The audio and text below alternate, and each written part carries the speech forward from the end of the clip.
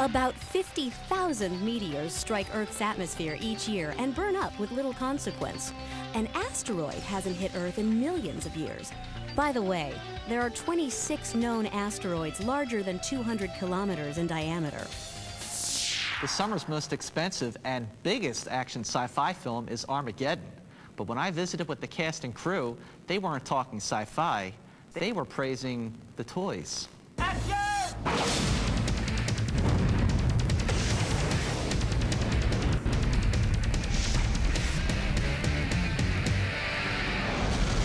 NASA couldn't have been more generous with their time or with their big toys. Ben Affleck and I are apparently the only two civilians who are ever been allowed to go into one of those $10 million spacesuits that we wear in the neutral buoyancy tank, where they train the astronauts to go up in outer space. More than two, Bear. I'm throttling up. The neutral buoyancy tank at Johnson Space Center is 40 feet deep. It gives the diver a sense of what it will be like in space at zero gravity. We're going to start bringing them up now, which is... No way. Leave me down here. Come on. Oh, man, is that it? Don't tell me it's over. Cast and crew were also given access to other highly restricted NASA areas. We spent a couple days working under and around a fully loaded space shuttle. I mean, it's right there, man. It's just strapped onto the tanks, and it's really exciting. Away from the playground of NASA, Bruce and his co-stars continued living out their astronaut dreams on the giant asteroid set. Built on one of Hollywood's largest sound stages, production designer Michael White spent 4 months working with a 150-member crew to create this otherworldly set. The asteroid is really another character in our film. It's the force of evil that's impending doom on mankind. I don't know if you've been around when this thing starts to come alive.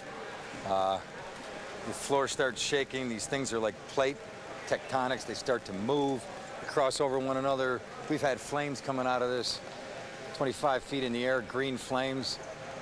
Gets a little warm down here. It gets a little nuts. For the astronauts to drill into the asteroid, Armageddon's production team designed this space vehicle called the Armadillo. It moves about 35 miles an hour. It's got front and back wheels that turn to make it do very tight corners. What I went for was something that could look like the word armadillo. I wanted it to be kind of mean, macho looking. Even the usual stoic NASA employees were impressed by the asteroid annihilator. We saw 100 people standing staring at our armadillo, and these are gentlemen that send our astronauts into outer space and create all this amazing gadgetry and engines, and you know, they're geniuses, and yet they're looking at our little armadillo. All right, flight directors, I want the go, no go for launch. Real-life astronaut Joe Allen, who served as a consultant on the film, found himself fascinated with Armageddon's space shuttle. It is a Cadillac version of the shuttle. It's bigger than life, and I wanted to talk to my NASA friends. I think we astronauts have been shortchanged a little bit. This thing is huge. The spaceship set, I would go in and just fiddle around. All the buttons worked. It was like when I was a kid, I got the Starship Enterprise set as a toy. I used to have the Millennium Falcon as a kid. I love those kind of things to play with. And so this was like a big, you know, kind of toy. It's like you're having the biggest toys imaginable, you know? Now that the film is finished, a lot of the Armageddon hardware we saw has been put into storage. Producer Jerry Bruckheimer told me that some of it, like the Armadillo, may be headed for display at Disney World in Florida. But starting July 1st, you can catch it all on the big screen when Armageddon opens.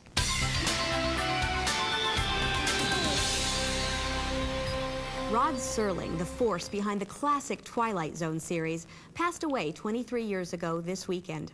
And though I never had the pleasure of meeting this remarkable man, we did get a chance to speak with someone who knew him best, his producing partner, Buck Houghton.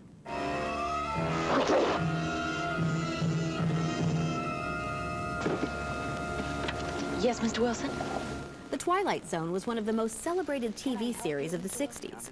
Now, 3 decades later, it's one of the popular classics on the Sci-Fi Channel. This aeroplane is heading into an uncharted region, well off the beaten track of commercial travelers. The genius of the Twilight Zone was the genius of its creator, the late Rod Serling. Most fans only know Serling as the intense man who hosted the series. But to Buck Houghton, Rod was a friend and a colleague. As producer of the Twilight Zone, Houghton worked more closely with Serling than anyone else. He was always a guy with a very short span of attention, smoked an awful lot of cigarettes, which isn't, you know, by the time it gets to the third pack, it's a nervous gesture. It's not a need for tobacco. Houghton remembers Serling as a creative dynamo, with ideas bursting out of him so fast that a typewriter only got in the way. So Serling dictated the show's scripts into a tape recorder. Rod, with a tape, could do a script in 24 hours.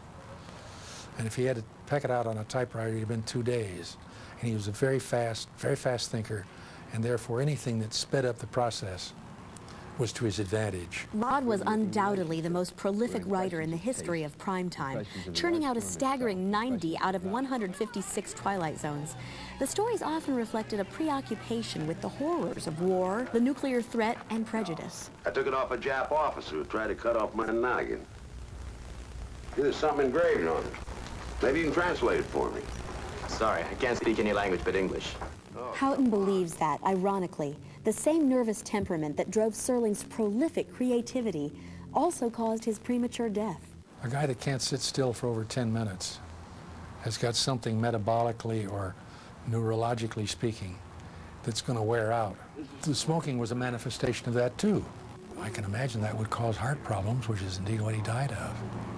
There's too much tension constantly.